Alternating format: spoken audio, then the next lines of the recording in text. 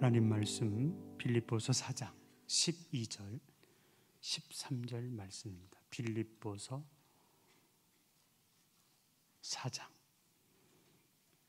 12절 13절 우리 함께 읽을까요? 다 함께 시작. 나는 비천에 처할 줄도 알고 풍부에 처할 줄도 알아. 모든 일에 곧 배부름과 배고픔과 풍부와 궁핍에도 처할 줄 아는 일체의 비결을 배웠노라. 내게 능력 주시는 자 안에서 내가 모든 것을 할 수 있느니라. 아멘. 우리 이재서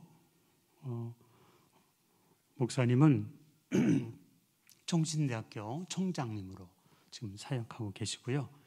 15살 때 실병을 했지만 미국에서 유학하시고 총신대에서 25년간 교수 사역을 감당해 오셨습니다.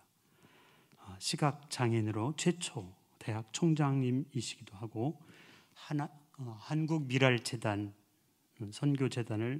선교단을 창립하셔서 2004년에 국민훈장 목련장도 받으셨습니다. 오늘부터 내일 그리고 주일까지 우리에게 귀한 말씀과 간증을 통해서 은혜의 시간 될 수 있기를 바랍니다. 나오실 때 우리 큰 박수로 환영하시겠습니다.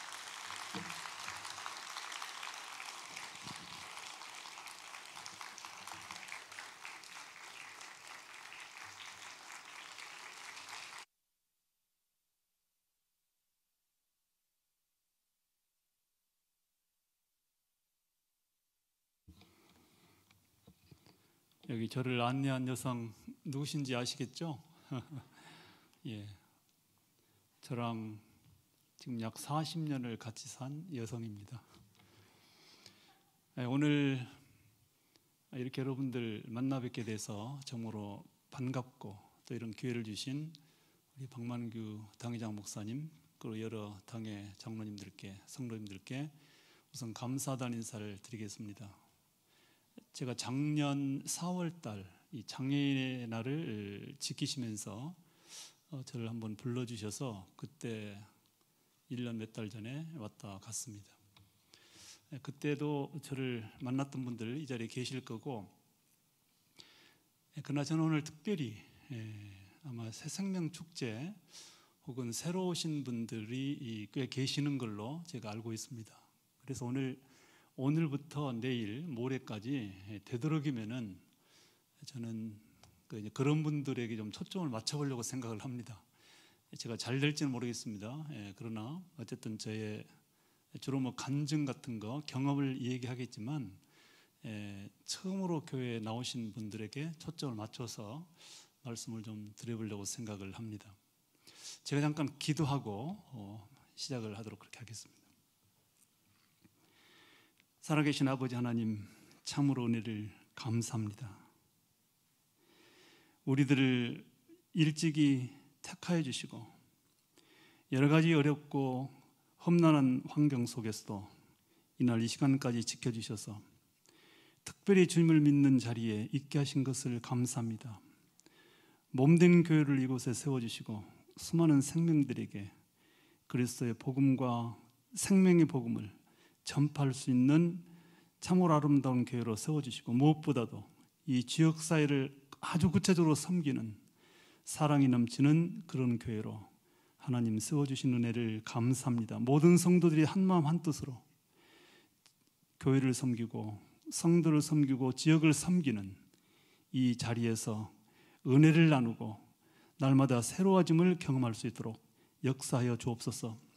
이번에 3일 동안 집회를 하게 되는데 하나님 시작하는 시간입니다. 끝까지 부족한 죄를 지켜주셔서 하나님께서 하시고 싶은 말씀 전하여 주옵소서. 예수 그리스도 이름으로 기도하옵나이다. 아멘.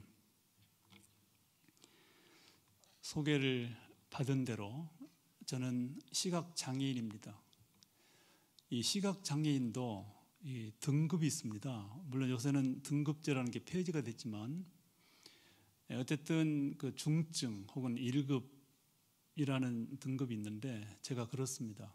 그 정도는 아무것도 안 보인다는 뜻입니다. 어떤 분들은 약시일 경우는 운전까지 하는 분도 계시고요. 책도 보신 분도 계시고 그렇습니다만은 눈이 좀 나쁜 경우까지도 시각 장애라 그러는데 저는 아무것도 보이지가 않습니다. 여기 지금 불이 켜졌는가요? 여러분 교회 형편 안 좋으시면 불 꺼도 되는데 전기 좀 아끼시면 어때요?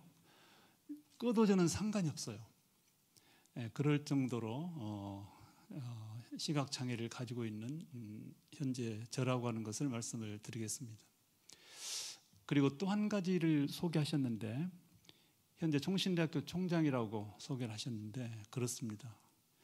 제가 약 3년 반 전에 총장으로 선출돼서 이제 임기를 정확하게 7개월 앞두고 있습니다. 내년 5월이면 끝납니다. 또 아까 말씀하실 때 이 시각장애인의 총장이 이제 처음이라고 했는데 그럴 것으로 알고 있습니다. 우리나라뿐 아니라 전 세계 어느 나라에서도 시각장애인이 대학 총장을 한 예는 없습니다. 그래서 새로운 어떤 그 사건으로 이게 기록이 될 정도이라고 생각을 합니다. 저희 총신대학교는 그러니까 지금 아까 제가 말씀드렸지만은 혹시라도 새롭게 오신 분들을 중심으로 말씀하니까 이미 충분히 아신 분들은 지루해도 조금 견뎌주시기를 바라겠습니다. 저희 총신대학교는 큰 대학은 아닙니다. 제가 총장으로 있는 총신대학교는 가장 중요한 목적은 목회자를 양성하는 겁니다. 그래서 수많은 목사님들이 저희 학교를 거쳐서 목사님이 됐고요. 우리 여러분 교회 이 교회 담임 목사님뿐 아니라 부목사님들 모두도 총신대학교를 졸업을 했습니다. 물론 목회자만 양성하는 것이 아니고 일반 학과도 있어서 한 9개 학과가 있습니다. 그래서 이런저런 학문적인 것도 가르치면서 그래서 이제 목회자 플러스 사회 각계각층에서 일을 하는 참신한 기독교 지도자를 양성하는 그 일을 목표로 삼고 지금 열심히 가르치고 있는 학교입니다. 현재 재학하는 모든 학생 수는 5,600명 정도 됩니다. 현재 제가 최근에 보고된 내용입니다.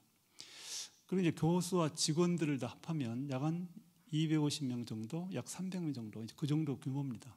그래서 일반 사립대학이나 종합대학에 비한다면 아주 작은 학교이지만 그러나 기독교 대학으로서는 세계에서 가장 큽니다. 큰 것이 대수는 아니에요.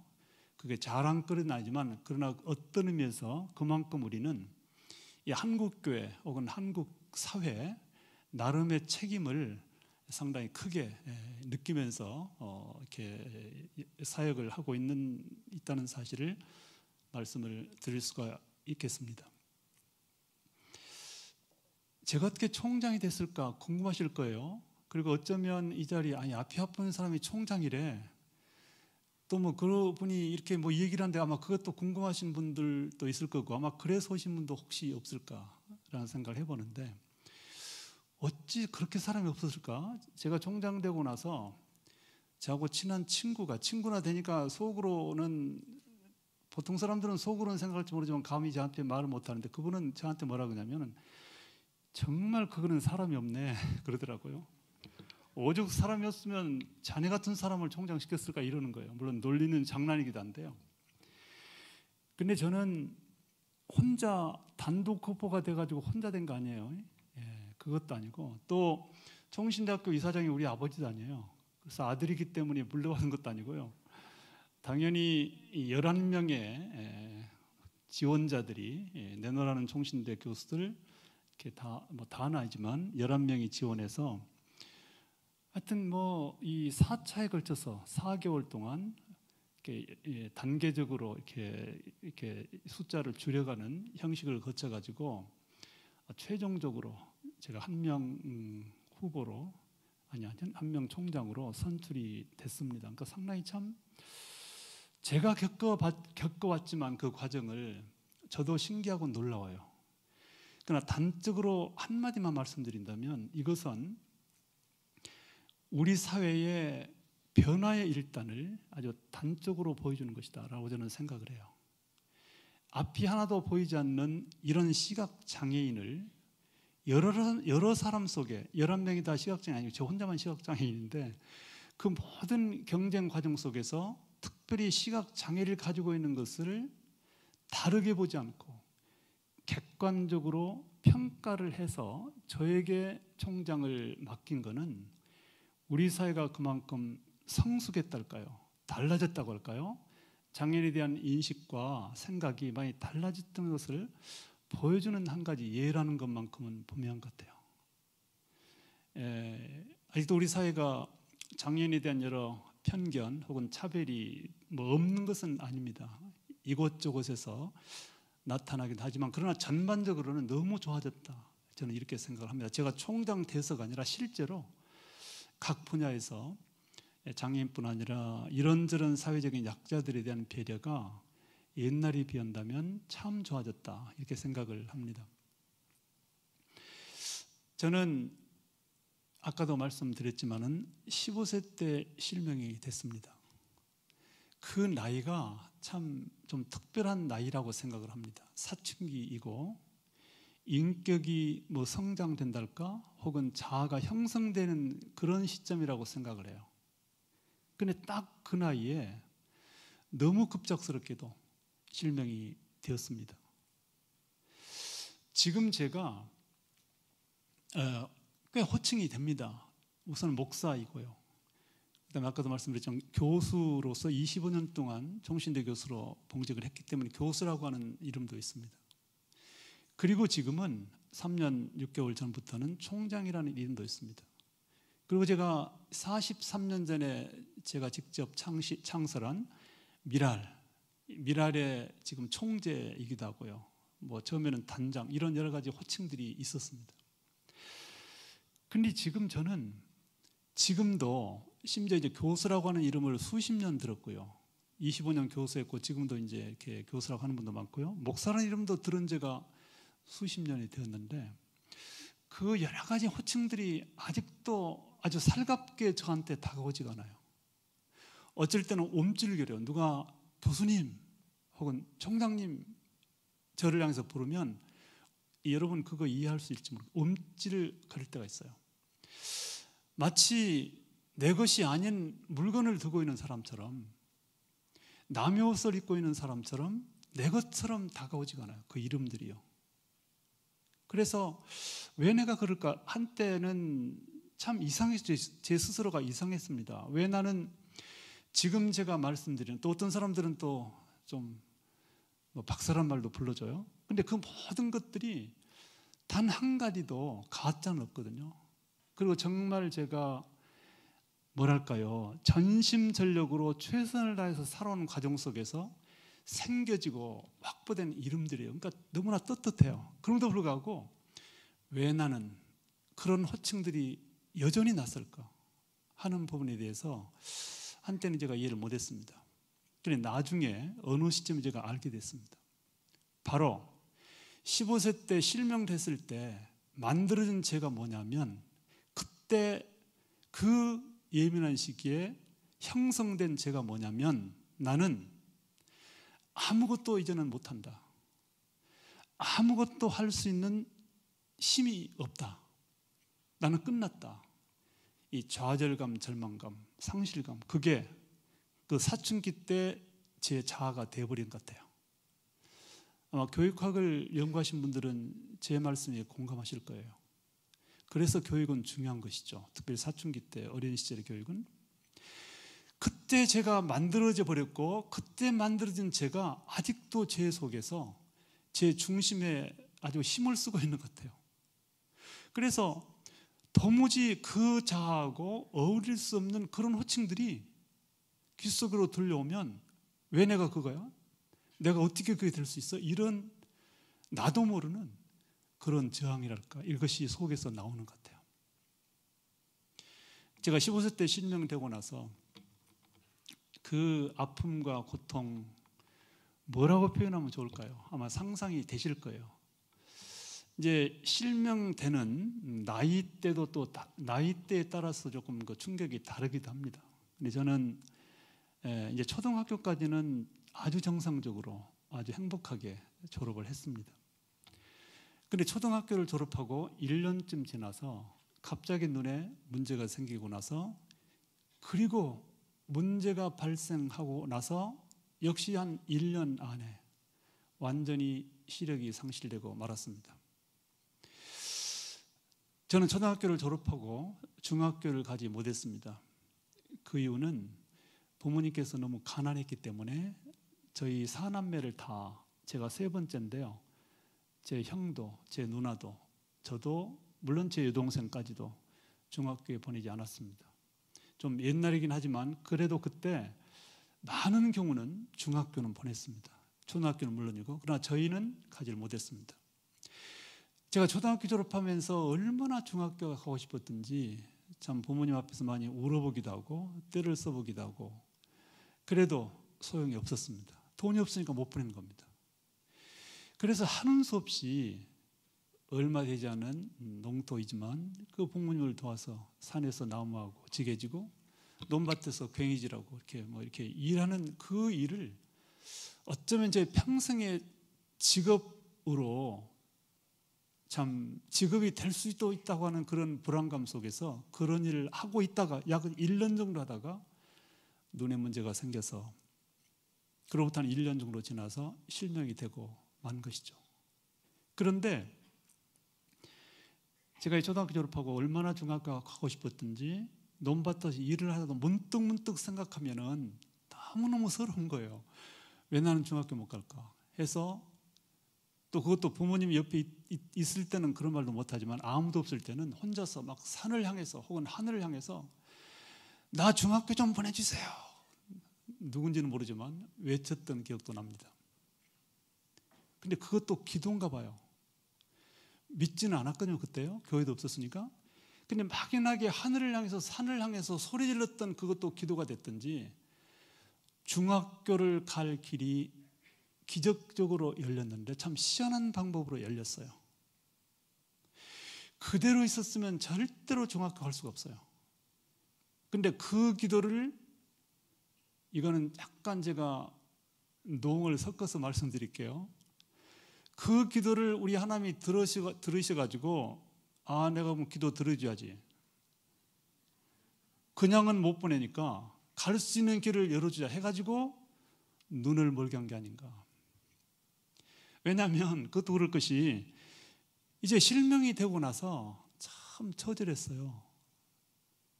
실명 나이는 일을 못하니까 집에 방 안에 우두커니 있었어요. 방 안에 제가 우두커니 있는 시절이 약 한 1년 가까이 됐어요. 1년, 그때가 제일 제가 어려울 때입니다. 그때 아까 제가 말한 제 자아가 형성된 정말 처절한 순간이었어요. 정말 세상에 어떤 희망도 잃어버리고 살 방법도 없다는 그런 생각 속에서 우두커니 혼자 있을 때, 그때가 참 힘들었어요. 뭐 친구도 오지 않고요, 뭐 없기도 하고 다 객지에 나가 있으니까요. 책을 볼 수 있나요? 라디오가 있나요? 그때만 해도요. 하루를 지나는 것이 얼마나 지루하고 힘든지 몰라요. 그래서 제가 이 다른 교회를 다니면서 제가 간증을 갖고 주로 간증을 하는데, 여러분 교회에서는 조금 내일도 있고 모레도 있기 때문에 조금 상세한 말씀을 한두 가지 더 드리자면, 그때 저의 결심 하나가 있었습니다. 그것은 살만한 가치도 없고 앞으로 살아갈 방법도 없는 사람이기 때문에 이대로 세상에 있으면서 부모 형제 고통을 안겨주기보다는 내가 세상을 떠나는 것이 빨리 불행을 끝내는 것이다. 나의 괴로움도 끝내는 것이고, 특별히 어머니는 저만 보면 울고 알아 누우시기도 하고 한숨 푹푹 쉬고, 형제도 그렇고 아버지도 그렇고. 그러니까 얼마나 제가 미안하겠어요. 저도 힘들고 고통스럽지만은 부모 형제가 웃음을 잃어버리고 이렇게 불행해지는 가정의 그 원인이 나라고 생각하니까 나만 치우면 되겠구나라는 생각을 할 수밖에 없었죠. 그래서 지금도 그 집이 그대로 있어요. 시골집이요. 그 집 뒤에 감나무가 있었어요. 이런 얘기는 진짜 거의 한 적이 없어요. 감나무가 있는데요, 어려서는 저희 놀이터입니다. 그냥 눈 감고도 기어 올라가 막 날아다닐 정도로 그냥 날아갈 정도로 올라다녔던 익숙한 감나무 상당히 큽니다. 그 어려서는 그 감나무에 올라가서 감도 따지만 새집도 내리고 새집 내린다는 말 모르시죠? 새집 내린다는 거는 새집이 있어요. 그럼 새집 안에 있는 새알도 꺼내고 또 그냥 하여튼 어렸을 때는 짓궂기 때문에 그 새집도 부수기도 하고 막 이렇게 놀았던 그 놀이터예요. 근데 그곳으로 정말 결심을 하고 올라간 적이 있어요. 미안하지만 끈을 가지고 올라갔어요. 근데 참 억울해서 못 찍겠더라고요. 도대체 내가 무슨 죄냐? 내가 뭘 그렇게 잘못했는가? 이제 그때만 해도 뭐 예수 믿은 건 아니었지만 보통 우리가 무슨 불행을 당하면 우리 부모님들이 늘 했던 표현이 나에게도 그대로 이제 뭐랄까 이렇게 뭐 전수가 됐달까? 뭔가 죄를 지면 벌을 받는다는 거. 이게 불교적 의식입니다, 이게요. 우리는 수천 년 동안 불교적인 문화권에 살다 보니까 뭐만 잘못되면 내가 뭐 죄졌나? 이렇게 생각이 바로 들잖아요. 근데 요거는 아주 잘못된 생각이에요. 교회를 다니면 또 그래요. 근데 전혀 그렇지 않습니다. 죄하고는 무관해 우리의 삶은요. 물론 이거는 다른 설명이 필요하기 때문에 길게 얘기는 않겠지만, 근데 불교적인 문화는 주로 뭐랄까요? 인과응보, 전생에 내가 무슨 죄를 지면 이 땅에서 이렇게 한다고. 그러니까 죄와 불행과를 연결시키는 그것이 습관화되어 있어요. 그래서 저도 그때 이제 도대체 내가 무슨 죄를 짓길래 이런 불행을 나한테 줬을까? 누군지는 모르지만 가만히 생각해서 내가 뭔 죄 짓는가? 죄 지은 게 별로 없어요. 남의 집 뭐 학교길이 한 5km 되다 보니까 왔다 갔다 할 때 감 따문 거 있어요. 그렇다고 그 감 몇 개 따문 가지고 이런 불행을 도무지 이해할 수가 없어요. 그거에 친구들하고 싸운 거 하면 똑같이 같이 때리고 싸웠는데 뭐 어때요? 그것도 무슨 죄도 아니고요. 내가 생각해 볼 때는 근데 왜 나한테 이런 불행을 줬는가? 이해할 수 없어요. 그리고 그 아픈 괴로움이 이거를 그냥 죽는 건 너무 억울해요. 그럼 뭐 하고 싶으냐? 그 아픈 심정과 그 억울함을 글로 쓰고 싶은 거예요. 여러분 이해하실 수 있을지 모르겠어요. 그때 저는 원래 제가 실명 되기 전부터 뭐 쓰는 걸 좋아해요. 이렇게 막 기록을 좋아하는데 그런 습관의 연장 같아요. 믿으실지 모르지만 저는 그 뒤에 이제 점자를 배워가지고요. 지금까지도 일기를 기록해요. 이게 참 한심스러워. 왜 나는 쓰는지도 잘 모르겠어요. 습관이 돼가지고. 근데 그때도 그런 습관이 있었어요. 저는 실명되기 전에도 일기를 썼어요. 초등학교 생길 때도요.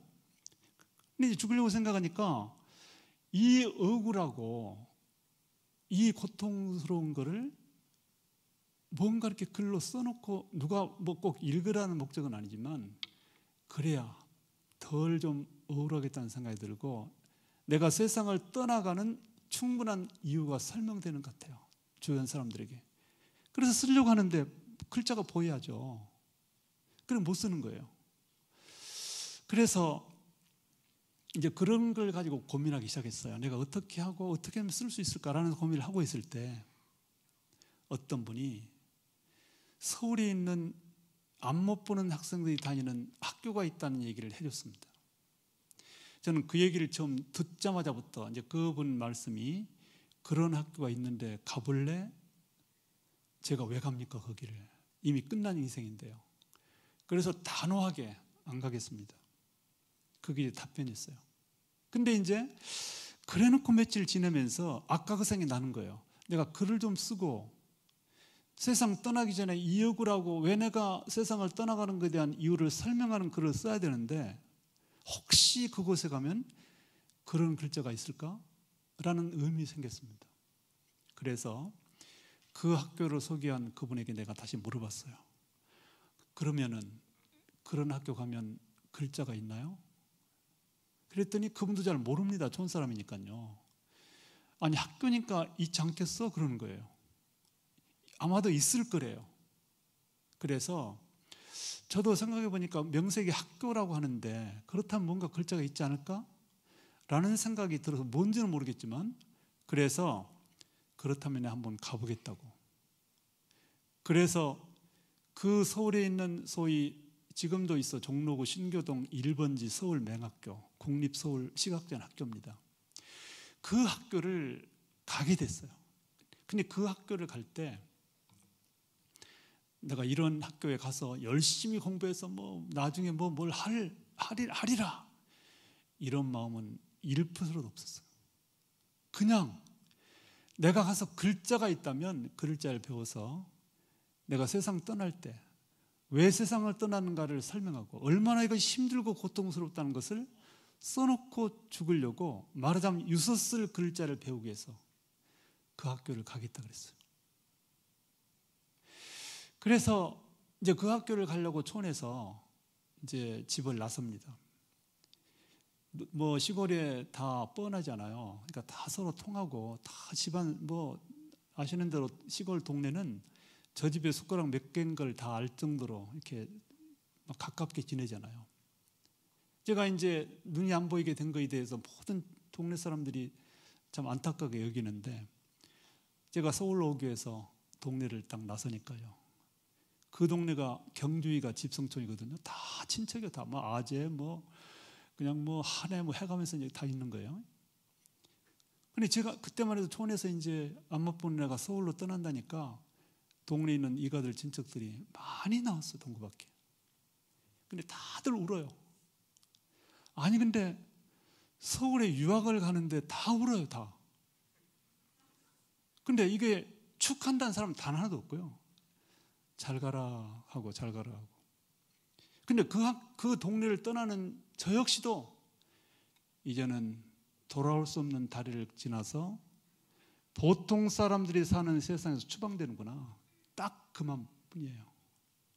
이제는 내가 정말 그런 사람들이 모여있다는 곳으로 쫓겨나는구나, 그런 심정으로 서울에 있는 그 학교를 가게 됐어요. 그렇게 해서 학교를 가다 보니까, 그리고 이제 저도 그 학교에 희망을 가지고 간 것도 아니었고요, 그 학교를 보내줬던 저희 부모님도 앞은 안 보이지만은 이런 학교라도 보내가지고 살 길을 찾아주겠다는 마음 하나도 없었어요. 그럴 정도로 유식하지도 않아요. 그냥 집에 앉혀둘 수 없으니까 그쪽으로 갔다 논다는 그런 형식이에요, 사실은요. 그래서 저는 그 학교를 입학하면서 많이 서러웠습니다. 세상에서 쫓겨나는구나. 이제는 보통 사람들이 사는 세상에서는 내가 못 산다. 그렇게 해서 그 학교를 들어갔어요. 참 희한하게도 중학교 갈 길은 열렸는데 묘하고 특별하게 그렇게 해서 들어간 서울시각관 학교였거든요. 그런 심정으로 들어가다 보니까 도무지 적응이 안 됐어요. 근데 딱 학교를 가보니까 제가 놀란 게 뭐냐면, 한 200몇십 명 전교생이 다 시각장애인이고요. 근데 가봤더니 아니 그냥 장난도 치고 웃기다고 노래를 하는데 도무지 이해할 수가 없었어요. 아니 얘들은 도대체 어떤 정신으로 노래를 하고 웃을 수가 있을까? 저는 이해가 안 됐어요. 그래서 내가 혼자 결론을 내린 게 뭐냐면, 얘들은 모자라다. 아니 자기의 불행조차도 이해 못하는 불쌍한 놈들이다. 얼마나 모자라면 자기가 앞이 안 보이는 이 불행도 이해는 못하고 웃고 노래를 부를까. 이게 저의 심정이었어요. 그렇게 시작된 서울 시각장애인 학교. 그러니까 처음에는 다른 애들은 다 밝아요. 다 어두울 것 같죠. 천만에. 일단은 그 학교에 들어가서 또 되게 이제 저는 15세 때 실명이 됐지만 대개는 그때만 해도요 어려서 돼요.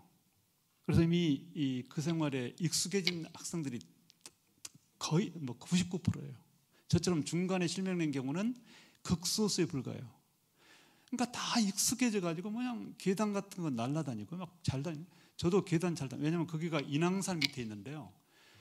그 학교의 전체에 뭐 기숙사에 갈 때도 수십 개 계단 올라가고, 뭐 내려갈 때도, 식당에 갈 때도, 교실 갈 때도 전부 산에 있다 보니까 계단이 수백 개가 있어 그쪽에. 그러니까 저보고 어떤 사람들은 계단 갈 때 그냥 막 양쪽에서 두 분이 와서 팔을 붙들고 겁이 나가지고 계단은 지금도 제가 날아다녀요. 이제 그런 학교인데 거기를 다니면서 얘들이 그냥 웃고 장난치는 게 너무 적응이 안 돼요. 그래서 처음에는요, 이제 그곳에서 가끔 사건이 벌어집니다. 저처럼 중도 실명되는 사람들이 그 건물이 높진 않아요. 한 4층 건물이 있었는데요. 거기서 가끔 투신 사건이 벌어져요. 그러니까 학교에서는 이 관찰합니다, 학생들을요. 혹시 얘가? 근데 제가 그 관찰 대상이 됐어요. 얘는 들어오자마자부터 정상에 웃을 줄도 모르고 애들하고 대화도 안 하고 혼자 침울해 있고. 그러니까 원래 이 학생이 선생님을 찾아가서 상담을 해야 되는데 선생님이 저를 찾아와서 상담을 해요. 너 어때? 먼저 찾아와가지고요. 그럴 정도로 제가 적응할 수 없었고 마음이 깨어지지 않았어요. 마음이 이렇게 뭐라고 할까, 밝아지지 않았습니다. 한동안. 그렇게 시작된 서울 시각장 학교인데요. 그때에 제가 참 뭐라고 할까요? 첫 번째로 변화의 마음을 가진 결정적인, 어떻게 보면 스터닝 포인트라고 해도 되는 그런 일이 하나 있었습니다. 들어간 지 얼마 안 됐을 때인데요. 어떤 목사님이 이게 이제 교양 강좌로, 거기 미션은 아닌데 어떨 때는 중들도 오고요, 뭐 신부님들도 오고 목사님들도 와가지고 좋은 말씀 해줘요. 근데 그날 저녁은 목사님 오셨습니다. 이름도 모릅니다. 지금 하도 오래됐어요. 그때만 해도 그것도 기록도 안 해놓고요. 그러나 내용은 제가 기록해 놨어요. 아주 생생하게 그때 일기를 그대로 써놨어요. 근데 어떤 저녁에 어떤 목사님 오셔가지고 이제 저희들한테는 되게 좋은 말씀 해요. 뭐 용기를 가지고 살아, 그런 말씀 되게 하는데, 그분은 딱 오자마자 아마 이 감정은 제가 딴 데서 했었어요. 뭐 다른 데 들은지 모르겠는데 딱 쓰니, 여러분, 인간에게는 4가지의 눈이 있습니다. 이렇게 전제하는 거예요. 근데 순간적으로 4가지 눈? 어디에 있지? 어디에 있지? 앞에 있는 2개 말고 또 어디에 2개가 있지? 막 혼자 생각을 했어. 그때 어린 나이니까. 근데 그 뒤에 하는 말이 뭐냐면, 여러분들은 지금 육신의 눈은 안 보여서 이 학교 와 있고, 바로 그 여러분들이 안 보이는 육신의 눈, 그것이 한 개고요. 한 가지고, 그런 말 한 거예요. 그리고 또 한 가지 눈이라고 하는 것은 이 세상을 이해하고 파악하고 세상을 깨닫고 거기에 따라서 행동하도록 하는 것이 눈인데, 그 눈은 육신의 눈만이 아니고 마음으로도 세상을 이해하고 파악하고 판단해서 행동하게 하는 눈이다. 그래서 마음의 눈, 시만도 있다, 그런 거예요. 그래도 비록 나이는 많지 않았지만 그거 이해가 되더라고요. 아, 그렇겠구나. 그리고 나서 또 3번째는 세상을 이해하고 파악하는 데 있어서 열심히 공부하고 책을 많이 봐서 어떤 이치를 깨달아서 세상을 바라보는 그런 눈, 지적인 눈, 지한도 있다. 그 말을 들으니까 그것도 또 이해가 됐어요. 그게 왜 눈이야? 적어도 그런 질문, 그런 반문은 안 생기고요. 심한, 지한 딱 이해가 되더라고요. 아, 그렇겠다. 그리고 여러분, 한 가지 더 눈이 있습니다. 그거는 이 영원한 세상을 바라볼 수 있는 영적인 눈, 영안이 있습니다. 하나님의 창조를 바라볼 수 있고 하나님을 바라볼 수 있는 영적인 눈, 영안이 있습니다. 그러는 거예요. 근데 그거는 약간 의문이 생겨요. 그게 뭐지? 그때는 제가 교회를 전혀 다닌 적이 없기 때문에요. 그렇지만 그 목사님이 있다는 거예요. 또 그것도 어떻게 보면은 그럴 것 같다는 생각이 들었어요. 그리고 나서 그분 말씀이 뭐냐면, 그 다음이 훨씬 더 저에게 충격이었어요. 여러분들은 그 4가지 눈 중에서 단 한 가지만 상실했습니다. 그런데 모든 눈을 다 잃은 것처럼 여러분들이 불행하게 생각하고 못 산다고 생각하는 것은 어리석습니다. 따지고 보면 세상 모든 사람들은 그 4가지 눈을 다 완벽하게 가진 사람은 하나도 없습니다 하면서 목사님 하시면, 나도 그 4가지 눈을 다 갖고 있지 못합니다. 나도 많이 부족합니다. 내가 육신의 눈은 보이지만 뭐 마음도 뭐 어쩌고 뭐 이렇게 하면서 설명을 하는 거예요. 그랬더니 그 설명이 저한테 그 어린 나이에 와 닿았어요. 지금 정도 나이라면, 어쩌면 지금 여러분도 그럴지 몰라요. 하도 좋은 말 들은 게 많기 때문에 어지간한 좋은 말들은 그러려냐고, 그런 정도는 내가 생각이 낼 수 있어요. 지금 정도 수준이면.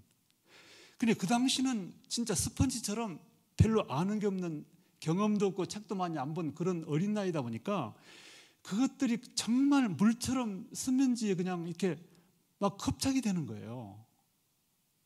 그래서 제가 그날 밤에 방에 기숙사에 들어와 가지고 많이 반성했고요, 눈물을 흘렸습니다.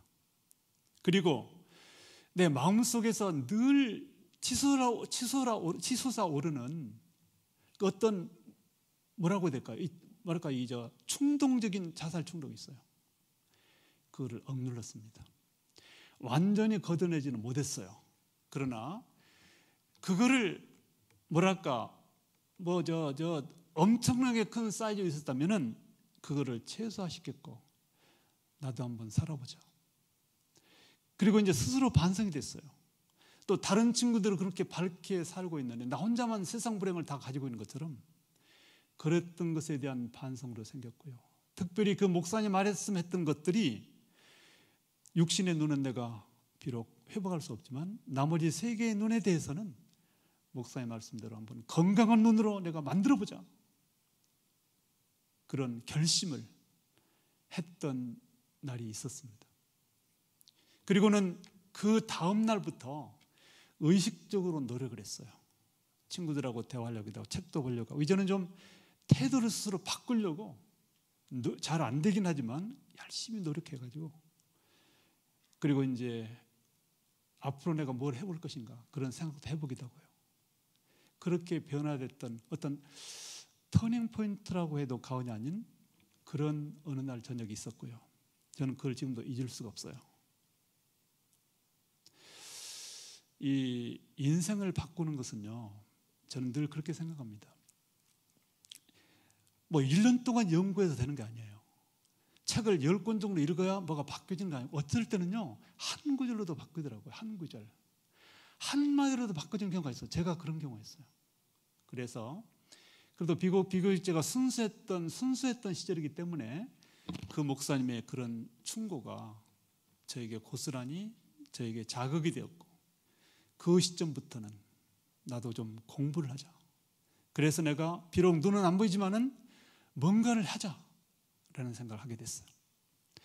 저는 본래 실명되기 전에 초등학교에 다닐 때요, 꿈이 있었어요. 이제 너 앞으로 장래 희망이 뭐야? 이런 거 잘 묻잖아요. 그러면 제가 몇 개 있었어요. 선생도 있었고요, 또 군인도 있었고, 이제 군인 장군이 되려고 했던 건 위인전을 많이 읽은 탓이고요. 또 선생이 되려고 했던 것은 담임 선생을 좋아했기 때문에 그런 거고요. 그러나 제가 가장 하고 싶었던 것은 작가가 되는 것이었어요. 저는 책 읽기를 참 좋아했거든요. 그래서 실명되기 전에 계속적으로 나는 작가가 돼야지, 글 쓰는 사람이 돼야지 했는데, 그런 모든 꿈들을 실명과 함께 날려버렸으나 이제 4가지 눈 사건이 있고 나서, 그럼 나는 앞으로 뭘 해볼 것인가? 다시금 실명되기 전에 가졌던 그 꿈을 다시 붙들었어요. 그래도 나는 이게 좋아, 이게 하고 싶어. 그래서 글 쓰는 작가가 되기 위해서는 대학을 가야 된다. 내가 국문과를 기필코 갈 거야 결심을 했어요. 그리고는 그 서울에 있는 시각된 학교가요, 일종의 실업학교입니다. 무슨 뜻이냐면 70%, 그때는 중학교 때부터 그래요. 저희 학교는 70%가 침 놓고 지압하고 안마, 그래서 시각장애인 안마사가 많은 거예요. 그 자격증을 줘요. 저도 안마사 자격증이 있습니다. 그러니까 중고등학교 6년 동안을 침, 지압, 치료하는 거 이런 거를 가르쳐요. 나머지 국영수랄지 대학에 가는데 필요한 것은 30%예요. 그것도 제대로 안 가르쳐요. 그러니까 그 학교를 나와서 대학을 간다는 것은 하늘의 별을 따는 것보다 어려워요. 그러니까 거의 안 나와요. 아주 특별히 부잣집 애들 같은 경우에 아예 학교에 정만 두고 학교는 다니지 않아요. 그리고 이제 개인적으로 해서 이따금 10년에 하나, 20년에 하나 이렇게 나올 정도예요. 그래서 저는 하여튼 어떻게든 내가 하여튼 대학을 가서 그 당시 이제 학교를 다니다 보니까 들은 얘기가 많아요. 뭐 밀턴도 시각 장애인이었고요. 신라곤을 쓴, 그리고 무슨 뭐 호모로스, 호모 그것도 이제 시각장애인, 그런 말을 듣고 보니까 그거 안 보여도 작가가 되는구나 해가지고는 국문과를 가기 위해서 공부를 하기 시작했어요. 제가 학교에 저는 본래 이 침을 놓는 것이나 지압하는 건 취미가 없어요. 그래서 그런 것은 저희 안 하고 개인적으로 이제 돈이 없으니까 어떻게 뭐 이렇게 과외는 둘 수 없고요. 정말 피눈물 나는 노력을 겨울했어요. 그래서 저는 이 지금까지 살아오면서 실명도 저에게 고통을 줬지만 아까 말씀드린 가난이 훨씬 더 집요하게 저를 괴롭혔습니다. 사실은요. 그래서 오늘 제가 이 71년도에 그때가 제가 고1 때거든요. 71년도에 우연히 제가 뭘 보다가 그때 썼던 일기 한 장면을 봤어요. 어떤 기록이 되어 있냐면 이 너무 돈이 없으니까 이제 빚도 많아가 빚 때문에 시달리고 있고, 그 다음에 이 런닝사스도 하나, 뭐 팬티도 하나, 양말도 하나, 모든 게 하나. 그래서 이제 그 특수학교다 보니까 한 달에 200원을 내면 빨래를 해주는 아줌마가 있어요. 근데 그걸 의무적으로 내야 되니까 200원을 돈을 내고도, 근데 200원을 내고 옷을 맡기면 한 4, 5일이 걸려요. 그러니까 그 사이 입을 게 없어요. 그러니까 맡길 수가 없어요. 그래서 200원씩 돈을 내고도 내가 하나밖에 안 되는 그거를 이제 겉옷 입고 나가서 빨아서 말려서 입고, 그리고 신발이 없어가지고 그 선배 신발을 빌려서 신었던 그런 게 기록이 돼 있어요. 그리고 이제 너무 밥 먹는 게 허술해가지고요. 정말 이루 말할 수 없는 그런데 다른 애들은 다 과외로 이제 뭐 부모님들이 일주일에 한 번씩 찾아오기도 하고, 근데 저는 6년 동안 단 한 사람 찾아와서 밥 한 끼 사준 사람 없었어요. 물론 집도 시골이긴 하지만 대부분은 뭐 음식 만들고 그렇게, 저는 그럴 기회도 없을 정도로 가난했어요. 심지어는 편지를 고향에 보내고 싶은데 우표가 없는 거예요. 그래서 기다리고 돈이 안 생기면 미납으로 보내기도 하고요. 이제 그럴 정도로 정말 가난했어요. 그러나 그런 중에서도 대학은 가고 싶은 욕망이 너무나 강해서 열심히 나름대로 해봤는데, 그래서 이제 이럭저럭 해서 고3이 되었습니다. 고3이 1973년도인데 고3이 딱 되었을 때 담임 선생님께서 이제 진로를 결정을 해야 되는 거예요. 그런데 그 당시까지 어쨌든 간에 대학을 가겠다고 준비했던 친구가 저랑 한 명 더 있었어요. 딱 2명이었어요. 근데 그 친구는 집안이 굉장히 부유했기 때문에 뭐 단호하게 뭐 공부도 많이 열심히 과외 선생하고 이렇게 했고요. 거기 혼자 놓고 저보다 결정하라는 거예요. 근데 아무리 생각을 해봐도 집안 형편이 돈이 없는 거예요. 그래서 눈물을 머금고 대학 진학을 포기를 했어요. 그때 제가 일기장에 그렇게 써놨어요. 실명되고 나서 두 번째로 좌절감에 봉착을 했어요. 그때 써놓은 내용 중 이런 식으로 표현했어요. 나는 정말 불행하다. 왜 나는 아무것도 없는가? 돈이 없으려면 눈이라도 보이든지, 눈이 안 보이려면 돈이라도 있어야지. 이게 뭐냐 도대체. 막 이런 식으로 원망하는, 자학하는 막 글을 쓰기도 하고. 그래서 제가 1973년이 되어서 고3 때 이제 대학을 그동안 그렇게 나름대로 준비해왔던 대학을 포기하고 나서는 절망에 빠져가지고요. 죄송한 고백이지만 좀 탈선을 했어요. 뭐 아주 심각한 아니야. 술 같은 거 먹기도 하고, 괴로우니까. 뭐 나이는 벌써 20살이 넘었죠. 예. 뭐 그래서 술 먹고 달려보려고 막 그렇게 이제 괴롭게, 거의 이 실명했을 때의 그 좌절감에 빠졌는데, 바로 그 무렵인데요. 어떤 일이 있었냐면 1973년 5월 말부터 6월 초에 걸쳐서 4박 5일인가 5일 동안 여의도 광장에서, 그때는 여의도 광장이 아스팔트 넓은 광장입니다. 5.16 광장이라고 부르게 됐어요. 그 광장에서 빌그리엄 목사님이라는 분이 선교 집회를 했습니다. 그때 제가 고3 때이고요. 또 아까 말했지만 대학을 포기하고 나서 절망 속에서 술이나 먹고 이렇게 지내는 시절인데 그거 뭐 몰래 다 먹어요. 학교에서 당연히 못 먹게 하죠. 학교 잘 안 가고 막 이랬던 시절이에요. 그런데 거기를 누가 가자는 겁니다. 첫날은 제가 안 가고. 근데 그 갔다 왔던 친구 하는 말이 뭐냐면 그 여의도 광장에 100만이 모였다는 거예요. 100만이. 그래서 저는 그 이해가 안 됐어요. 어떻게 100만이 모일 수 있을까? 그리고 그게 참 신기하기도 하고요. 도대체 어떤 힘이 100만을 끌어다 놨을까? 그리고 또 그 친구가 하는 말이 뭐냐면 100만이 모여가지고 찬송가를 부르는데 엄청나더라 그런 거예요. 그래서 제가 참 그 이상하게 참 그 재밌겠다라는 생각이 딱 드는 거예요. 그래서 그 둘째 날 제가 한번 따라가 봤어요. 그거는 순전히 100만이 모여서 찬송가를 부르면 얼마나 클까? 또 100만이 모였다는데 도대체 어떤 분위기일까? 그게 궁금해가지고 따라 나갔어요. 그런데 그 둘째 날 제가 간 날 그 빌리그람 목사님께서 전했던 메시지의 주제가 뭐냐면 그때부터 갔다 오신 분 계세요? 저는 일기에 기록이 되기 때문에 다 알고 있어요. 제가 이거 일기에 기록이 없다면 다 기억할 수 없고 잊어버렸을 거예요. 정확하게 일기에 다 기록이 돼 있어요. 그러니까 제가 일부러 그 일기를 보고 온 거예요. 그날 저녁에 주제가 젊은이를 위하여, 그게 주제예요. 근데 사실 저는 오해 말고 들으세요. 비교적 똑똑한 편이었어요. 학교 다닐 때 책도 많이 보고요. 그리고 이제 이렇게 저렇게 생각도 좀 깊다고 할까요? 그래서 저는 이 교회 다닌 사람들처럼 답답한 친구들이 없었어요. 나는 표현 안 했지만 거의 바보라고 생각했어요.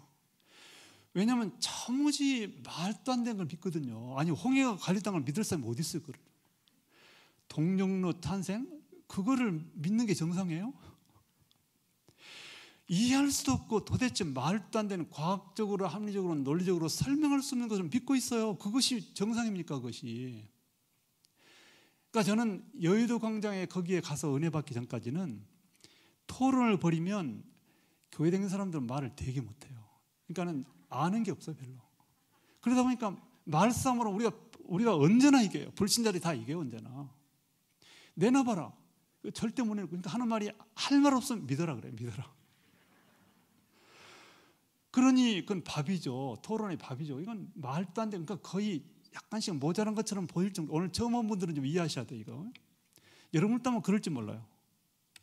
이제 그렇게 따지고 뭐든지 설명이 안 되고 논리적으로 설명이 안 되고 앞뒤가 맞지 않으면은 받아들이지 않는 그런 젊은 날이었어요. 청년 시절이죠. 그런데 여의도 광장에 딱 갔는데 젊은이를 위하여 그 주제로 여러 가지 얘기를 하면서 그중에 예화를 하나 들어줬어요. 뭐냐면 하나님과 인간의 관계는 마치 작은 개미하고 딱 그대로 이해합니다. 거기에 그대로 나온 말. 아마 그 요즘 그 빌리그람 목사님의 집회 내용이 지금도 그 테이프가 있더라고요. 개미하고 거대한 동상하고 같다. 이런 이제 비슷하게 말씀했어요. 그래서 이 개미가 말이죠. 개미가 이 산만큼이나 큰 동상을 다니는데 개미에게 있어서는 그것이 다 운동장이에요. 머리를 올라가도 운동장이고 손가락을 가도 운동장이고 모든 것이 너무나 거대하기 때문에 개미 수준에서는 그 동상의 크기나 규모를 도무지 이해할 수가 없다는 거예요. 근데 그런 정도는 사실은 뭐랄까 뭐 비싼 것들은 이제 이미 그때는 나이 가까이 들었기 때문에 얼마인지 거기에 대한 반박도 있는데 하여튼 그 말이 저는 상당히 꽂히기 시작했어요. 근데 이제 오늘 새로 오신 분들 이런 거 있어요. 우리 이 성령이라는 게 있거든요. 성부, 성자, 성령. 이 하나님은 삼위가 계시는데 특별히 성령의 역사라고 하는 것은 감동과 깨달음, 어떤 경우에 뜨거운 경험 같은 거를 아주 참 전격적으로 체험을 가져다 주는 역할을 하는 하나님의 어떤 특징이 있어요. 그래서 똑같은 내용이라도 성령이 역사하면 그게 특별하게 들기도 하고 이해가 되기도 하고 감동이 되기도 하는데요. 저는 그날 아마 우리 하나님께서 특별히 저를 택하시고 부르시기 위해서 그 모든 말씀을 저에게 감동으로 믿음으로 다가오게 하셨던 것 같아요. 그래서 우리는 본래 이 믿음이라는 것도 하나님이 주시는 선물이라고 하거든요. 믿는 것도 우리가 스스로 자발적으로 행사하는 것이 아니라요, 하나님께서 우리에게 주시는 선물이에요. 그게 성경에 기록이 되어 있어요. 자, 그런데 그날 그야말로 저는 살아계신 하나님의 믿음의 선물을 받는 날이에요. 그래서 그런지 그 말씀이 너무나 은혜롭게 믿어지기 시작했어요. 그러면서 하는 말이 뭐냐면, 여러분들은 개미하고 거대한 산만큼 큰 동상과 그런 관계보다도 더 거대한 우주 만물을 창조하신 하나님을 여러분의 머리수저로는 이해할 수 없다. 이런 말씀으로 빌그레이엄 목사님 말씀이 이어졌어요. 저는 그때 무너졌어요. 실제로 저는 그때 아마 그 시절에 이 고등학교를 다닌 분들은 아실지 모르겠는데, 그때 이제 수학 1, 2가 있거든요. 별 얘기를 다 하네요. 수학 1은 조금 쉬운 것 같아요. 근데 수학 2는 이공계에서 하고요. 근데 저희는 이제 문과도 아니고 하여튼 특수학교다 보니까 수학 2를 하는데요. 저는 수학 1도 어렵더라고요. 더군다나 이제 앞이 안 보이는 사람이 이렇게 도표 같은 게 참 이해하기 힘들거든요. 그래서 수학이 1에서 미적분 참 그것도 어렵고 잘 모르겠는데, 그런 내가 그동안 입만 벌리면 교회 다닌 친구들하고 싸우고 토론만 하면은 너가 증명하라, 이렇게 하면서 내가 그들에게 공격하고 했는데, 그게 이제 회개가 되고 반성이 되는 거예요. 그럼 너는 뭘 하는데? 저는 여의도 광장에서 그 개미하고 동상의 비유를 듣기 전까지만 해도 우주 만물을 창조하신 하나님께서 크다고 하는 사실에 대해서 그렇게 고민해 본 적이 없어요. 그런데 이렇게 생각이 들었어요. 여전히 저는 하나님을 이해할 수 없었어요. 그러나 이해할 수 없다고 내가 부정했던 것은, 그는 내가 그러면 그거를 이해할 만한 내가 수준이 되는가? 그래서 저는 이거는 아닌 것이 아니라 내가 그 사실을 내 머리로는 헤아릴 수가 없다. 나의 능력의 한계다. 내 지능의 한계라는 생각을 하게 됐어요. 그래서 저는 그날 저녁에 한 가지 깨닫고 결심한 것은, 모른다고 해서 없다고 주장할 수는 없다. 내가 모를 뿐이다. 그러면서 그때 젊은 날이기 때문에 내가 만약에 우주 만물에 있는 저 별의 숫자로도 안다면 감히 하나님의 존재를 있다 없다 말할 자격이라도 되는데, 그거를 모른다면 내가 감히 우주 만물을 창조하신 하나님을 없다고 주장할 수는 없다. 말하자면 저의 믿음은 어떻게 들어왔냐면, 모든 것이 환히 깨달아지고 이해가 되는 것이 아니라 나의 부족을 인정하는 것으로 저의 믿음이 찾아왔어요. 저는 제가 부족하다는 것을 인정했습니다. 나는 그렇게 똑똑하지도 않고 내가 모든 것을 이해할 만큼 위대한 두뇌를 갖지 않다는 사실을 현실로 받아들이면서 동정의 탄생, 홍해 갈라지는 거, 나의 수준으로는 내가 모를 뿐이지, 내가 모르는 엄청난 기적의 힘도 있을 수 있다는 사실을 믿게 됐어요. 그게 믿음이더라고요. 저는 그날 밤에 수없이 공격하고 말도 못하게 몰아붙였던 친구들에 대해서 내가 회개했습니다. 그리고 나중에 실제로 미안하다는 말을 했습니다. 교회 다니면서요. 예. 그거는 지금도 마찬가지예요. 근데 여러분들 혹시 새로 오신 분들이 있다면, 사실은 하나님의 존재를, 이제 우주 만물을 창조하신 창조주 하나님을 믿는 거, 그야말로 이거는 믿는다는 말을 쓸 수밖에 없는 것이 뭐냐면, 그걸 우리가 계산해낼 수가 없고요, 과학적으로 입증할 수가 없어요. 과학적으로 입증이 안 된다고 없는 건 아니거든요. 그렇게 생각을 하는데, 어쨌든 저는 그때 그날부터 달라진 게 굉장히 많았고요. 이제 특별히 하나님을 믿는 믿음 속에서 또 하나 은혜롭게 저는 그날부터 계속 다녔거든요. 이제 그 집회에 다니면서. 그리고 또 한 가지 더 제가 간증하고 싶은 거는, 그러면 저는 그 여의도 광장에 가기 전까지 교회를 한 번도 안 댕겼는가? 아니에요. 저희 학교 옆에 오균교회가 있어요. 아마 아실 거예요. 열심히 댕겼어요. 왜 댕긴지 알아요? 빵도 주고 밥도 먹고 그러니까요. 배가 고프니. 그렇지만은 목사님이 설교하면 말도 안 되는 말씀 하고 있네. 저놈 있잖아요. 그냥 가만히 앉았다가 밥 좀 먹고 오고. 그런데요, 그렇게 교회를 다니면서 귀에 남아있는 말씀이 꽤 돼요. 안 믿었지만 기억되는 말씀들이 있는데요, 은혜를 받고 나니까 그 모든 말씀들이 살아나요. 참 묘하더라고요. 이 교회를 열심히 다니면은 실제로 목사님이 하시는 말씀이나 또 성경 말씀들이 있는 그대로 다 믿어지지 않지만 기억은 나거든요. 믿는 것하고 기억하고 달라요. 그냥 기억이라고 해서 우리가 믿는 거 아니죠. 그런데 그 기억되는 말씀이 어느 순간에 은혜를 받으면 믿어져요. 참 묘하다. 그리고 이것이 체계적으로 아주 깊이 믿음이 형성되는데 그 모든 것들이 살아서 유기적으로 작용해요. 그래서 안 믿어져도 교회 열심히 나오세요. 그냥. 예. 식당에 손님을 끌기 위해서 오셔도 좋고요. 목적이 뭐라도 다 좋아요. 무조건 오세요. 나는 그렇게 생각해요. 오셔가지고 안 믿어 열심히 듣다 보면 그 들은 것들이 나중에 다 피가 되고 살로 다가와요. 제가 그랬거든요.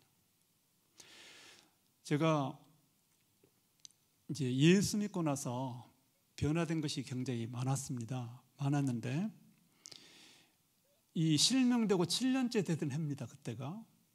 저는 그때 이제 한 가지 새로운 결심과 깨달음 속에서 우리 하나님께서 저에게 주신 여러 가지 마음들이 있었는데,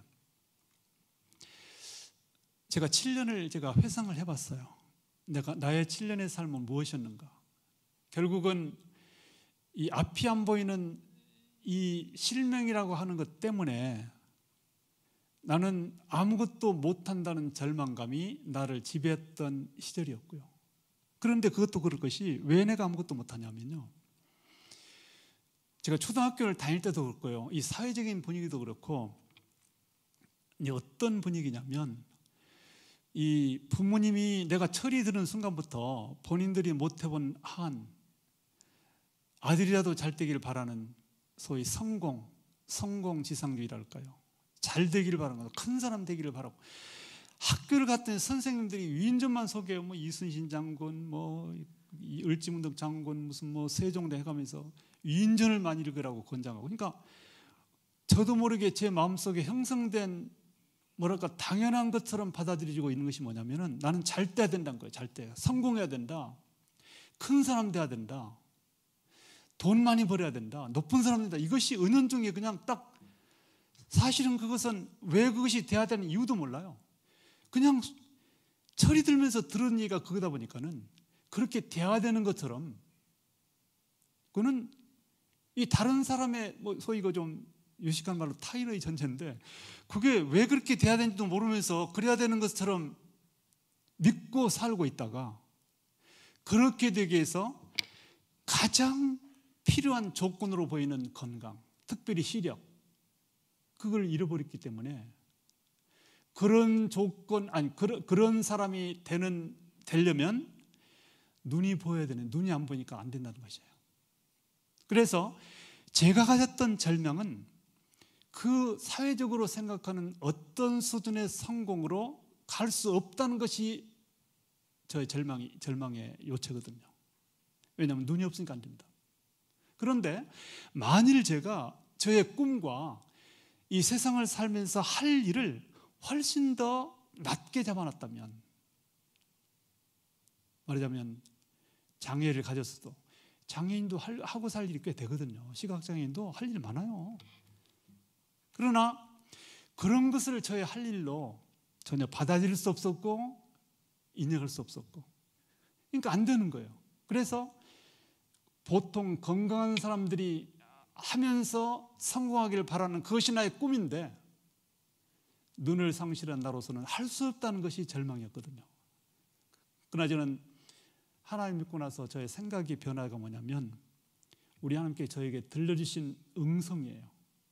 너는 너만큼만 살면 돼.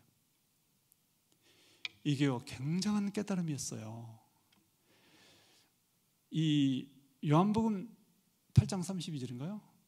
진리를 알더니 진리가 너희를 자유롭게 한다는 것을요, 저는 여의도 광장에서요 정말 감격적으로 깨달았습니다. 거짓말 제가 좀 보탤게요.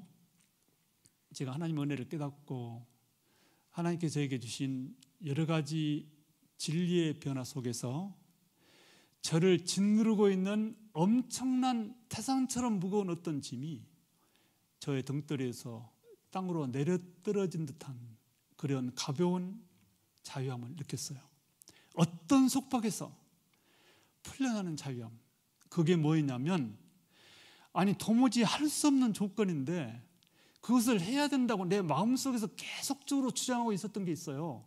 눈도 안 보인 주제에, 가난한 주제에 왜 그 모든 것을 갖추고 살아가는 사람들이 꿈꾸는 그런 꿈을 내 꿈으로 가지고 있냐고요. 그 꿈을 그 꿈을 버렸어요. 그게 내 눈높이입니다. 나만큼만 살아도 된다고 하는 깨달음. 그것은 저의 새로운 출발을 가능케 했습니다. 오늘 제가 여러분에게 드렸던 말씀의 제목이 내게 남은 1%의 가치인데 거기에 대한 설명을 제가 좀 해야 돼요. 이것은 사실은 어떻게 해서 여러분 교회에서 그걸 붙였는지 모르겠는데 아마 제가 썼던 책을 보셨는지 그게 이번에 저한테 먼저 보내주신 제목이에요. 그래서 이 책을 책 제목을 택했구나 제가 생각을 하고 오늘 밤의 메시지는 그걸로 제가 제목을 붙였습니다. 그게 어떤 의미냐면 당시만 해도요 이 공공연하게 사람들이 이런 말 했습니다. 몸이 10냥이면 눈이 9냥이다. 눈이 90%라는 뜻이에요. 더 심한 경우는 몸의 기능이 100이라면 눈이 99%다 그랬습니다. 되게. 근데요 참 내가 지금도 좀 안타까운 게 뭐냐면 그 중고등학교 정규적인 학교입니다. 학교는. 그러니까 일반 학교에서 선생님으로 계시던 분들이 정근을 와요. 그 특수학교에. 근데 그런 분들은 특수교육은 전혀 몰라요. 근데 그런 분들이 와가지고 우리들한테 상처 주는 말을 너무너무 많이 하는 거예요. 이제 교육을 이제 그 당시만 해도 특수교육이라는 게 존재하지도 않았던 것 같아요. 그러다 보니까 그 선생님도 그런 말이에요. 어떤 분들은 부임해 오자마자 우리 교실에 와가지고 혀를 끌끌 차면서 참 너희들 어떻게 할까? 참 눈이 99%란데 너희들 어떻게 살면 될까? 걱정해 주는 것 같지만 실제로는 우리에게 좌절감을 안겨주고 그 말도 안 되는 터무니없는 미신을 믿도록 하는, 왜냐하면 저는 그 미신이라고 생각하거든요. 눈이 우리 몸에 정말 99%인가요? 여러분 혹시 그렇게 생각하세요? 나는 그거 절대 안 믿습니다. 그때는 믿었어요. 그런 줄 선생님도 그렇게 말하니까요. 그러면서 그런 말을 들을 때마다 그래 나는 100 중에 하나밖에 없어. 다른 사람은 100을 가지고도 산다 못 산다 100을 다 가지고도 쓰러지고 넘어지고 실패하기 일쑤인데 일 가지고 내가 뭘 하냐. 나는 아무것도 못한다. 그런 절망감 좌절감에 빠져 있었던 세월이 7년이었다고 저는 생각합니다. 당시에 제가 이제 뭐 글 쓰는 걸 좋아하니까 썼던 뭐 에세이 비슷한 거 하나 제목이 나는 1% 인생이에요. 그 내용이 그거예요. 스스로 자학하고 스스로 비관하면서 아무리 돌아봐도 희망이 없다. 하나 가지고 어떻게 세상을 사냐.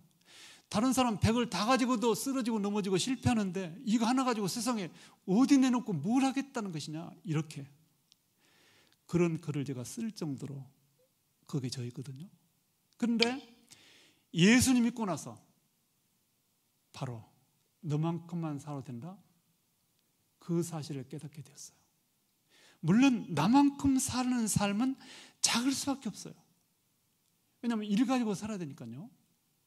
그러나 그렇게 작게 살아도 우리 하나님께서는 크고 작은 것으로 영광을 받으시는 것이 아니라 어떤 자세로 어떤 믿음으로 자기의 주어진 몫이 무엇이든 그 몫을 가지고 어떻게 살았는가를 가지고 평가하시고 상급을 주시고 영광을 받으신다는 사실을 깨닫게 됐거든요. 이것이 저에게 자유를 줬어요. 나만큼만 살면 된다. 저는 정말 이때가 제가 완전히 그야말로 180도로 달라진 터닝 포인트, 새로운 변화와 각성이었고요. 나는 그때 결심했어. 나만큼만 살자. 나만큼. 일이라도 좋다. 일만큼. 그 결심으로 새로운 인생을 시작했거든요. 그런데 그 일이요. 여러분 그 일, 여러분 100다 가지고 있죠. 지금 보면 100다 가지고 계신 여러분이나 1%만 갖고 있는 나는 뭐 별 차이가 있나요? 영화는 못 봅니다. 미안하지만. 가을 하늘도 못 봅니다. 그러나 그거 안 봐도 볼 거 많아요. 다른 거. 상상할 수 있는 거 많고요. 근데 문제는 우리 하나님께서 우리 모든 인간을 평가하신다는 사실을 저는 믿고 있습니다. 우리가 고백하는 사도신경도 저리로서 사환자와 죽은 자를 심판으로 오시고, 이거 평가라는 뜻입니다. 우리가 인생을 살고 나면 우리의 삶을 평가하세요. 반드시 점수를 매기세요. 근데 그 점수가 어떤 차등으로 끝나는 것이 아니라, 이 좀 험악스러운 말씀에 우리 새로 오신 분들에게는 너무 좀 무서운 말씀 같아서 좀 송구스럽긴 한데, 천국으로 보낼 것인지 지옥으로 보낼 것인지 결정하는 평가예요. 이 평가가 심판이라는 것이요. 그러니까 중간은 없어요. 근데 그 평가의 기준이 뭔지 아세요? 상급의 의미이기도 한데요. 그 기준은 이 사람이 얼마나 큰 결과, 엄청난 결과를 세상을 사는 동안에 만들었는가를 보는 것이 아니고 어떻게 살았는가를 봐요. 이 말은 과정을 평가하는 겁니다. 삶의 과정을. 그래야 우리 하나님은 공평하신 거예요. 여러분, 우리 하나님 공평하신 거 아시죠? 공평하시다고 생각하세요?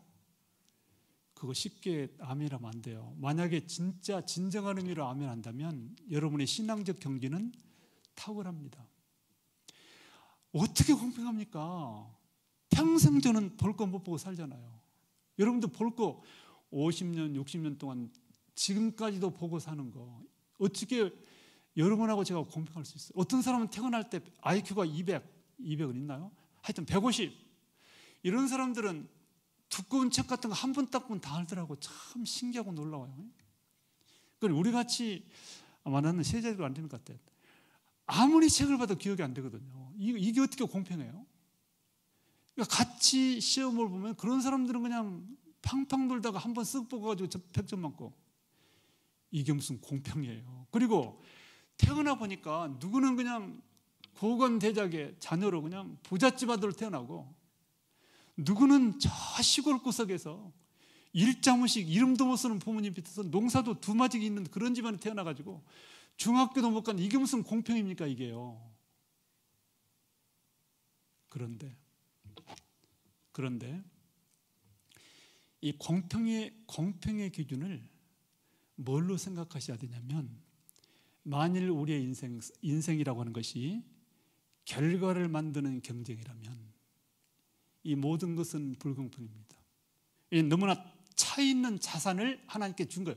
우리가 가지고 다 하나님이 주신 거거든요. 왜 그러냐? 누구는 좋은 거, 누구는 나쁜 거냐고요. 그런데 과정을 만들어 보여드리는 것이 우리의 인생의 삶의 싸움이라고 한다면 그거는 할만해요. 네. 자기 가진 것 범위 안에서 그만큼 하면 되거든요. 제가 이제 처음 나오신 분들이 있는지 모르겠지만은 있겠지만, 마태복음에 25장이 나오는 탤런트 얘기를 좀 하면서 제가 받았던 은혜와 삶의 제 나름대로의 어떤 변화의 출발점을 간증하고 싶어요. 거기에 보면 소위 탤런트 비유가 나오는데요. 이 주인이, 물론 여기는 하나님으로 봐도 돼요. 세 종에게 어떤 사람은 5개를 줬어요. 탤런트. 이거는 재능이라도 좋고 돈이라도 좋아요. 한 5억 정도 줬어요. 어떤 사람은 2억을 줬어요. 너 많은가? 어떤 사람은 1억. 하여튼 이 차등적으로 주인이 나눠줬어요. 그러니까 이거는 이 분배 자체가 불공평. 왜 누구는 5명, 누구는 하나냐고요. 근데 이것에 우리가 항변할 수 없는 이유가 뭐냐면 그건 주인 마음이에요. 모든 것을 소유하고 있는 사람이 나눠주는 것은 하나님의 절대 주권에 해당돼요. 그건 우리가 이유를 달 수가 없어요. 피조물이 있지만. 그런데 그렇게 나눠주고 떠나고 나서 어떤 임무를 주신 거예요. 그것이요. 그런데 5달란트 받은 사람이 정말 열심을 다해서 일했습니다. 그래가지고 5달란트를 남겨서 10개가 됐어요. 결과가요. 그러니까 10억이 된 거예요. 5억이라면. 그래서 그거를 이제 주인이 딱 왔을 때에 아주 그냥 나름대로 참 자랑스럽게 딱 갖다가 바쳐드렸습니다. 그랬더니 주인이 너무너무 기뻐하신 겁니다. 기뻐하면서 상장을 써줘요. 마태복음 25장에 나와 있어요. 잘하였도다 착하고 충성된 종아, 내가 작은 일에 충성하였음에 내가 많은 것으로 내게 맡기리니 내 주인의 즐거움에 참여할지어다. 이게 10달란트를 돌려준 종에게 써서 준 상장 내용입니다. 그런데 2달란트 받은, 즉 2억 받은 사람이 비록 저 사람보다는 적게 받았지만 나도 열심히 일해서 정말 결과는 오히려 5개 받은 사람보다 더 많이 만들어서 드리리라는 결심을 단단히 하고 열심히 일했어요. 그런데 역부족이었어요. 미천대로 결과는 나오는 겁니다. 이거는 정상적인 계산법이에요. 그래서 투입이 자산이 2달란트 보니까 결과가 딱 2밖에 안 남는 거예요. 그렇지만 부끄러움이 생겼어요. 왜? 자기가 가진 자산의 크기는 생각 안 하고 결과는 너무 적어. 10대 4니까요. 이건 배도 안 되는 거예요. 반도 안 되는 거예요. 그래서 마치 좀 자신 없이 주인 앞에 나가는 그런 마음이 들잖아요. 좀 쭈뼛쭈뼛한 마음으로 약간 부끄럽기도 하고, 저 사람 10개인데 오늘 4개밖에 안 되니까. 그런 마음으로 주인 앞에 딱 갖다 바쳤어요. 아마 하나님께서 주인이 저 사람보다는 나를 좀 덜 칭찬하겠지라는 생각을 가졌는데, 그 4개를 돌려준 종에게요 상장을 써서 주는데 10개를 돌려준 사람하고 전혀 안 틀려요. 잘하였도다 착하고 충성된 종아, 내가 작은 일에 충성하였음에 내가 많은 것으로 내게 맡기니 내 주인의 즐거움에 참여할지어다. 근데 우리식으로 말한다면 이거는 결과평가라면 한 사람은 대상, 한 사람은 우수상 이래야 되거든요. 그런데 왜 똑같은 상장 혹은 칭찬을 주는가? 이거는 과정에 대한 평가입니다. 과정. 거기에 그 문구에 들어있어요. 뭘 말씀하냐면 너는 잘하였다. 너는 잘했다고 칭찬하면서 그 잘한 내용을 2가지로 표현하는데 너는 잘하였다. 너는 착하고 충성된 종이다. 너는 착했다, 충성됐다. 다시 말해서 이 종들이 보였던 착하게 살았던 부분, 충성스럽게 살았던 부분을 가지고 결과와는 상관없이 상장을 결정하신 겁니다. 착하다고 하는 것은 바르게 사는 걸 말해요. 우리는 그 어떤 것보다 발라야 돼요. 모로거나 우로거나 흑묘든 백묘든 간에 쥐만 잡으면 된다? 그거 경제 논리긴 한데요. 성경적인 절대 성경 교회 다니는 사람은 그 말씀은 안 돼요. 우리는 가야 될 길이 따로 있고요. 살아야 될 삶이 정해져 있어요. 착하지만 안 되는 거예요. 결과가 중요한 것이 아니라 과정이 중요하다니까요. 첫째는 착해야 되고요. 바르게 살아야 되고요. 2번째는 충성스러워야 돼요. 충성스럽다고 하는 것이 뭘 말하냐면은 자기에게 주어진 역량, 잠재우지 않고 근명성실하게 최선을 다하는 게 충성이에요. 그것만 보여주면 돼요. 결과 크기는 미천이 많은 것과 비례가 되거든요. 근데 미천이 본래적으로 작은데 어떻게 큰 결과를 만들어냅니까? 우리 하나님께서 저를 비롯한 여러분 모두 어느 순간에 심판대 앞에서 평가하실 겁니다. 그럴 때 우리는 결과 크기를 가지고 우쭐대서는 안 돼요. 우리가 잘 살았는가? 충성스럽게 살았는가? 그렇게만 살면 잘하였도다, 착하고 충성되다, 이런 칭찬을 받을 줄 믿습니다. 저는 나만큼 산다는 게 얼마나 중요하다는 사실을 젊은 날에 깨닫게 되었고요. 그래서 이제 제가 그러고 나서 그러면 내가 뭘 할 것인가 생각하기 시작했어요. 근데 사실은 제가 이제 그 다음 이야기들을 이제 내일 또 제가 해야 되거든요. 제가 얼마나 많은 일이 있었겠어요. 많이 있었는데 지금 9시가 다 됐네요. 넘었네요. 9시 넘은 거 맞죠? 제가 이제 한 가지 말씀드리고 끝내겠습니다. 제가 그래서 이렇게 생각하고 있어요. 그러면 나의 현 상태에서 내가 뭘 하면 좋을까? 저의 눈높이, 나의 주어진 여건 속에서 내가 할 수 있는 일을 생각해보기 시작했어요. 그래서 생각에 냈달까? 혹은 저의 상황 속에서 하나님께서 저에게 주신 마음이 하나가 있는 게 뭐냐면, 장애인들에게 복음을 전하는 장애인 사역이 내가 할 일이다. 그거는 눈이 안 보이는 게 더 좋다. 장애를 갖고 있기 때문에 더 쉽다. 더 많은 경험과 깨달음이 있다. 그렇기 때문에 훨씬 더 손쉽게 다가갈 수 있다. 라는 마음을 가지면서, 사실은 제가 말씀드린, 아까 우리 소개받은 대로 미랄 선교단 장애인 선교단체를 그런 상황 속에서 제가 해야 될 일로 우리 하나님께 주신 사명이고 깨닫게 된 일이었고요. 그래서 그 일을 하기 위해서 종신대학교에 입학을 하게 됐습니다. 근데 종신대학교 지금은 총장이지만 저는 입학할 때부터 험난한 길들이 저를 기다리고 있었는데요. 그런 이야기들은 내일 저녁에 하겠습니다. 오늘 들어봤더니 별거 아니어서 안 오신 분은 너무 서운할 것 같은데요. 한번 하고 내일 좀 더 좋은 재미있는 얘기가 있을 것 같아요. 어떻든 여러분, 어려서 실명됐지만 특별히 여의도 광장에서 만났던 하나님, 그 하나님께서는 저에게 자유함을 주셨고요. 그 자유함이라고 하는 얘기는 터무니없는 세상적인 욕심, 나로서는 올라갈 수 없고 바라봐서는 안 되는 것을 나의 꿈으로, 내가 가야 될 미래로 누군가의 주입식 교육 때문에 설정해 놓고 그것을 이룰 수 없다는 것 때문에 절망하고 좌절했다가 내 눈높이, 즉 장애인의 실정에 맞는 현실 안에서 할 일을 찾았더니 할 일이 보였고, 바로 그것은 장애인 선교였고, 그런 가벼운 마음으로 1%의 가치를 존중하면서 시작했더니 그것이 10년의 미국 유학, 그때 시작 43년 전에 만든 미랄 선교단, 지금 세계적으로 엄청나게 성장이 됐어요.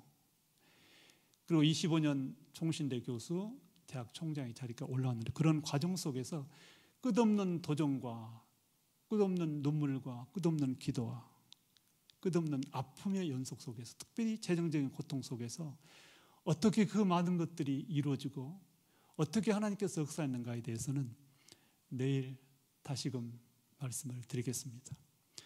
참 부족한 저의 간증, 참 중언부언 한 것 같은데 경청해 주셔서 감사합니다. 제가 한번 기도하겠습니다. 살아계신 아버지 하나님, 참으로 감사하다는 말씀밖에 없습니다. 하나님, 부족하고 연약했고 허물 많았고 참 장애 때문에 절망 속에서 세상을 떠나려 했던, 아슬아슬했던 그 순간 과정 속에서 저를 지키시고 인도하셔서 참으로 놀라운 사역의 현장에서 이렇게 세워주시고 의미 있는 인생을 살아가 가신 은혜를 감사합니다. 하나님, 그 생생한 은혜의 과정, 축복과 감사가 넘치는 그 이야기들을 성도님들에게 전했는데, 아버지 하나님, 우리 모든 성도님들도 살아계신 하나님을 체험케 하시고, 특별히 새로 나오신 분들이 있다면 그들의 마음속에 우주 만물을 창조하신 하나님을 겸손하게 인정하고 믿고 하나님 앞에 나오는 그런 영혼들이 많을수록 축복하여 주옵소서. 예수 그리스도 이름으로 기도하옵나이다. 아멘.